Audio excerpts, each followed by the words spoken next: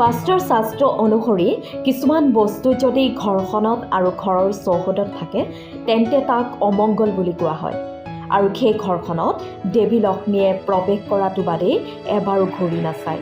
ফলত ঘৰখন দুখীয়া হৈ পৰে। ঘৰখনত অভাৱ আৰু নাটনিয়ে কুলাই পাচিয়ে নধৰা হয়। সকলোতে বিফলতা আৰু সমাজত সকলোৰে পৰা লাঞ্ছিত বঞ্চিত হ'ব লগা হয়। এনে কেইবিধ বস্তু যিসমূহ ঘৰত আৰু ঘৰৰ চৌহদত থাকিলে বেয়া, সেয়া হৈছে ১ নম্বৰ মকৰাৰ জাল। ঘৰত মকৰাৰ জাল বন্ধা অতি অশুভ। ঘৰখন মকৰা জালেৰে ভৰি থাকিলে আহিব লগা ধন সম্পদ হাত লগাৰ আগেয়ে হেৰাই যাব। মকৰাই মেৰিয়াই মেৰিয়াই জাল দিয়াৰ দৰে অশুভ শক্তিয়ে ঘৰখন মেৰিয়াই ধৰিব। এনে ঘৰত মা লক্ষ্মীৰ প্ৰৱেশ নঘটে। ২ নম্বৰ ভঙা চিঙা আইনা। ঘৰত ভঙা চিঙা আইনা বা কাঁচৰ টুকুৰা, ভাঙি যোৱা বাল্ব, বটল আদি নাৰাখিব।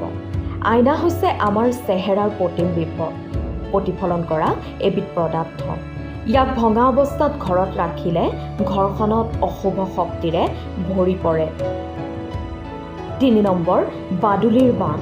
ঘৰৰ চুকত বাদুলিৰ বাঁহ লোৱা আৰু বাঁহ নল'লেও ঘৰলৈ বাদুলিৰ আহ-যাহ কৰা অমংগল। এনে হ'লে আপোনাৰ ঘৰলৈ দৰিদ্ৰতা আহিব আৰু ঘৰখনত সদায় কাজিয়া পেচাল লাগি থাকিব বুলি কোৱা হয়। ৪ নম্বৰ দেৱাল বা ছাদ ফটা। ঘৰৰ দেৱাল বা ছাদ যদি ফাটিছে বা এৰি এৰি গৈছে তেতিয়াহ'লে তেনেকৈ বহুদিন নাৰাখিব।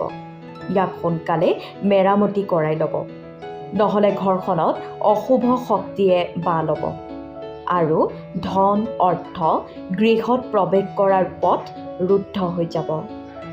ঘৰখনত অপায় অমংগল কাজিয়া পেচালেৰে ভৰি পৰিব।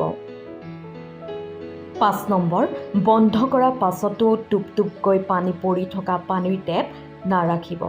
এনে হ'লে সোনকালে মেৰামতি কৰাই ল'ব, নহ'লে ঘৰখনলৈ দৰিদ্ৰতা আহিব। কিয়নো এনে বস্তু থকা ঘৰত টকা পইচা ধৰি ৰাখিব নোৱাৰিব। টুপ টুপকৈ হাতৰ পৰা ওলাই যাব আৰু যিমান চেষ্টা কৰিলেও ঘৰখনৰ অশান্তি দূৰ নহ'ব।